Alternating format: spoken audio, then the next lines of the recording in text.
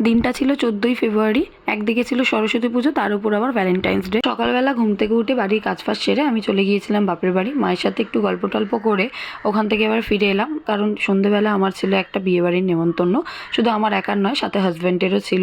বিয়েটা ছিল আমার একটা খুব ক্লোজ ফ্রেন্ডের, আমাদের একসাথেই নাচ শেখা। তো ওর বিয়ে ছিল হচ্ছে 12ই ফেব্রুয়ারি। সেদিনকে আমার প্রচণ্ড জ্বর হয়েছিল, তাই আমরা অ্যাটেন্ড করতে পারিনি। তো হাজব্যান্ড বললো যে ছেড়ে দাও, আজকে যেতে হবে না। তো 14 তারিখেও আমাদের নেমন্তন্ন ছিল ওদেরই রিসেপশনে, তো আমরা ওই দিনকে অ্যাটেন্ড করব। তো যাই হোক, এখানে দেখো আমার সমস্ত কিছু রেডি করা হয়ে গেছে। আর যেহেতু ছুটির দিন বলে হাতে একটু সময় ছিল, তাই ভাবলাম যে চুলটা আজকে স্ট্রেট করবো একটু। বাপের বাড়িতে ছিল হেয়ার স্ট্রেটনারটা, তো ওখান থেকে নিয়ে চলে এলাম। তো ভাবলাম যে সবার আগে করেই নিই এটা, কারণ পরে করতে গেলে সেই করব করে আর করাই হবে না।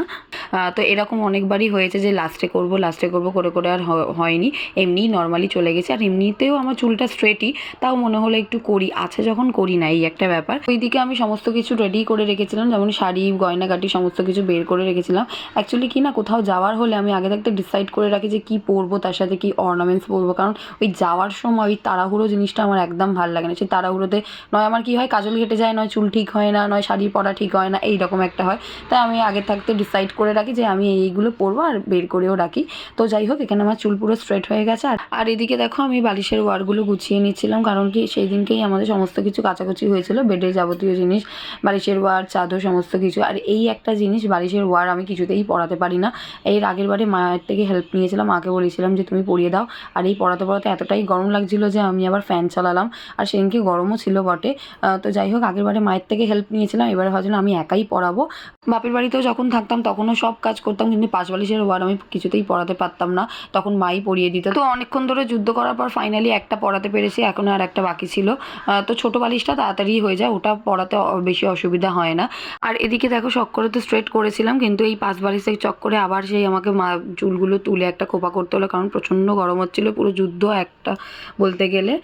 তো যাই হোক, এখানে পুরো ডান হয়ে গেছে আমার, বিছানাটাও একটু গুছিয়ে ঠিকঠাক করে নিলাম। আর এদিকে বড়মশাইকে বারবার জিজ্ঞাসা করছিলাম যে তুমি কখন আসবে, আর ও আমাকে বলেছিল যে আমার 6:30টায় ছুটি হবে, তারপর আমার যেতে যতক্ষণ লাগে, মানে আমি ধরে রেখেছিলাম ধরো 7:30 বা এমনি হবে, কারণ ও সেই দিনকে অফিস গিয়েছিল বাইক নিয়ে, যেহেতু আমাদের নেমন্তন্ন ছিল বলে, ওই জন্য।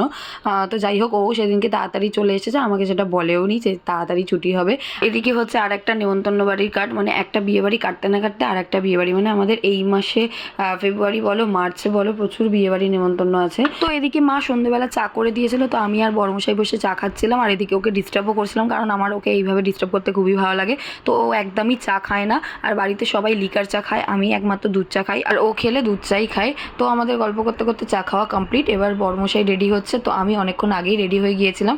আর এই ব্লেজারটা পরার আগে ওর অলরেডি 2বার চেঞ্জ করা হয়ে গিয়েছিল, তো কোনোটাই ভালো লাগছিল না। তারপর আমি বললাম যে এটাই ভালো লাগছে, এটাই পরো।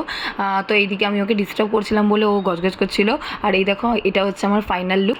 তো একদম রেডি সেডি হয়ে আমি বানাচ্ছিলাম ভিডিও। তো রেডি হওয়ার আগেও একটা টেক নিয়ে রেখেছিলাম ট্রান্সলেশন ভিডিও করব বলে।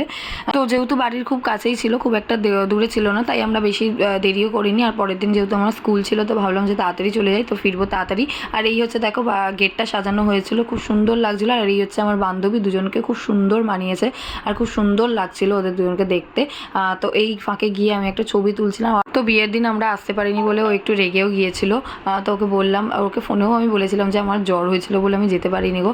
আসলে সেই দিনকে গেলে অনেকের সাথে দেখা হতো আমি জানি, বাট কিছু করার নেই। ওই রিসেপশনে গিয়েও অনেকের সাথে দেখা হয়েছে, আমার কিছু স্টুডেন্টের সাথে দেখা হয়েছিল, আরও এক বান্ধবীর সাথে দেখা হয়েছিল। তো অনেকেই চেনাশোনা পড়ে গিয়েছিল, তো কোনো অসুবিধাই হয়নি। আর এখানে দেখো হাজব্যান্ডের সাথে একটু ছবি তুলে নিচ্ছিল। আর এই হচ্ছে রূপসা, এও আমাদের সাথে একসাথে নাচ করতো। তো খুব মিষ্টি, এরও সামনে বিয়ে। তো ওকে বলছিলাম যে চল আমরা একসাথে ছবি তুলি, অনেক দিন পর দেখা হয়েছে। আর ওকে না আমরা কি বলছিলাম, ও ওই জন্য কানে চাপা দিচ্ছিল।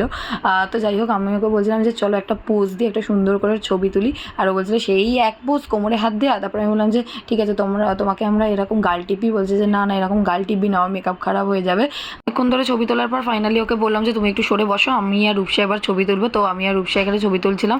তো ছবি তোলা কমপ্লিট করে আমরা চলে গিয়েছিলাম খাবারের দিকে। তো খাবার শেষ করে হাতে পান নিয়ে ফিরলাম বাড়ি। তো যদিও তখন ঘড়িতে বাজছিল 10:30, তাও আমি বর্মশাইকে বললাম যে একটু বাদেই আমরা ফিরবো, কারণ অনেক দিন পর আমরা বেরিয়েছিলাম, আর আমার তখন বাড়ি যেতে একদমই ইচ্ছা করছিল না, তাই বললাম একটু ঘুরে চলো। তো যাই হোক, সব মিলিয়ে আমাদের সরস্বতী পূজা আর ভ্যালেন্টাইন্স ডে ভালোই কেটেছিল। তো তোমাদের ব্লগটা ভালো লেগে থাকলে চ্যানেলটাকে সাবস্ক্রাইব করে পাশে থেকো।